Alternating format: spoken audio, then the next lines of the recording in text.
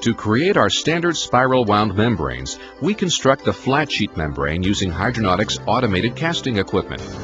We begin the process with a fabric support base and then coat it with a microporous polysulfone layer. This provides additional support for the top 0.2 micron thick membrane barrier layer. This top barrier layer makes the actual separation to purify the water.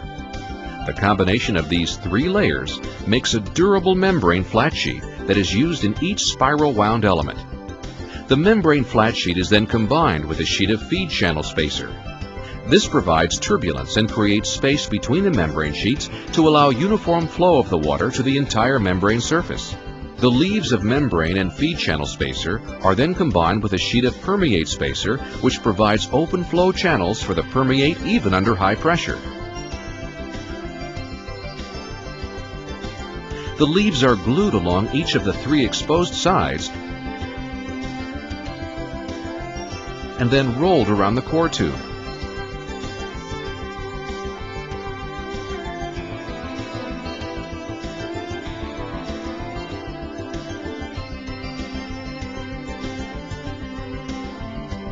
With the back of the membrane completely sealed to the edges of the permeate spacer, the feed water is forced through the feed channel spacer, contacting the front or barrier layer of the membrane.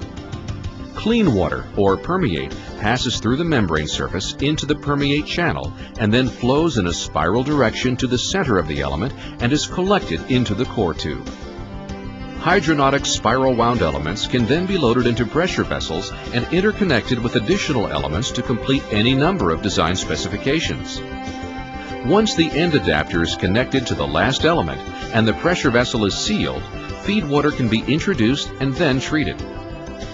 The feed water that does not permeate through the membrane becomes enriched in salts as it travels through the feed channel spacer due to permeate water being removed.